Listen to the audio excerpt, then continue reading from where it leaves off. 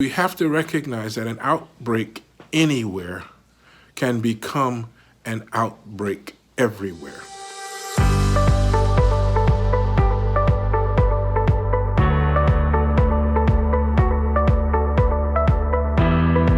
Hello, I'm Dr. Thomas Locke, and welcome to this edition of the Wise Medical Minute. I've been asked to talk about the ethnic and race considerations when it comes to this COVID-19 virus, aka the coronavirus. The truth is, the virus is not a racist. The virus does not have any political persuasion. The virus doesn't have a nationality. The virus is not even sentient, i.e., it does not have a brain, so it doesn't know what race you are if it decides to infect you.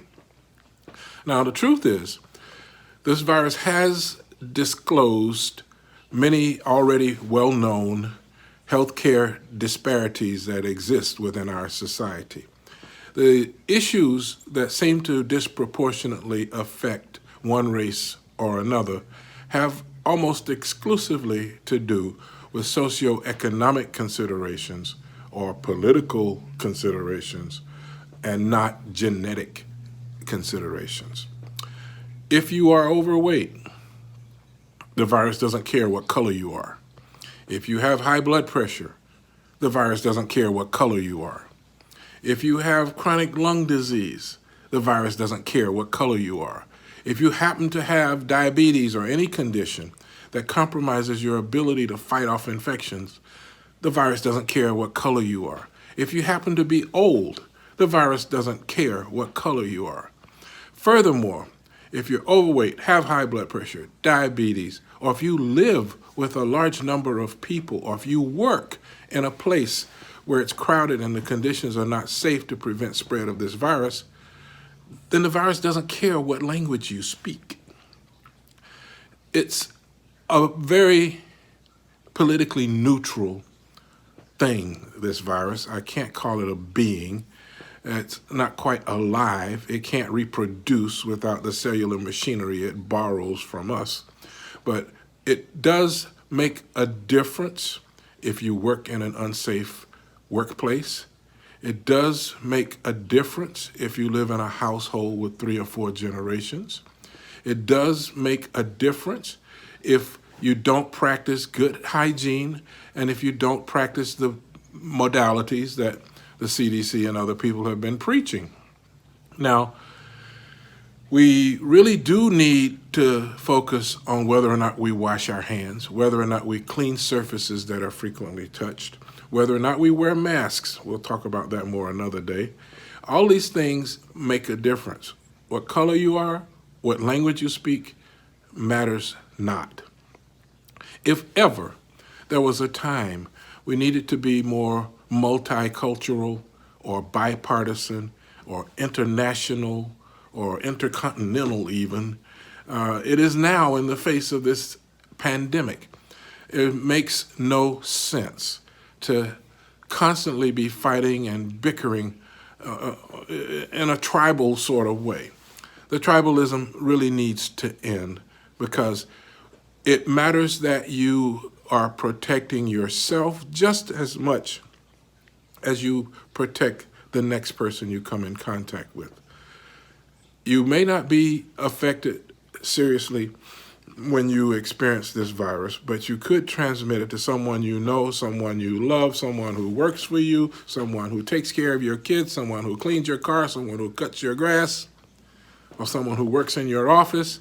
Even if you're not affected, this virus can affect them by way of contact with you. So it is not a situation where you need to be afraid of those who seem to be disproportionately likely to die if they get infected. Their likelihood of serious morbidity and mortality is more a function of their pre-existing health conditions or where they work, where they live, or what kind of safe or unsafe practices that they partake in. It does matter where you live. If you live in a small room with 3 generations of people, you're going to be more likely to transmit the virus. If you live in a 7,000 square foot house with 3 or 4 people, obviously you have room to spread out and people are not as likely to get infected. It does matter if you wash your hands. If you are sick, it does matter if you wear a mask. If you happen to be sick enough to be admitted to a hospital, it does matter how you get treated. Now, unfortunately, it matters what kinds of insurance you may have. It matters whether you avoid going to the hospital in a timely fashion because you don't have insurance.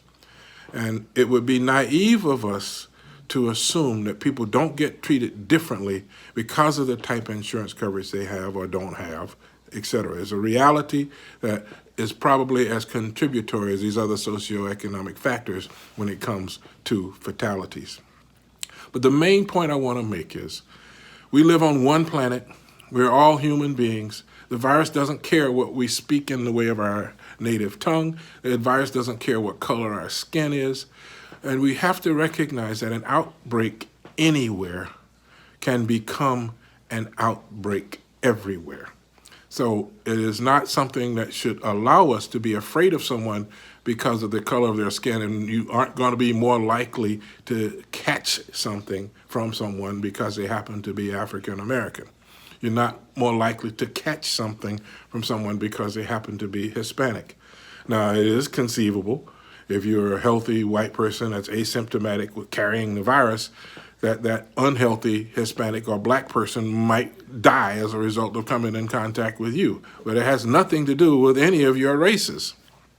So the bottom line is understand that these issues we're dealing with that seem to have a racial implication are more a function of social, economic, political, and other considerations and not genetics. Thank you for your attention. I appreciate your time, and I hope you'll tune in and subscribe because I'll continue to provide a message from a perspective because somebody's got to say it. Thank you. Thank you for listening to the Wise Medical Minute with Dr. Thomas Locke.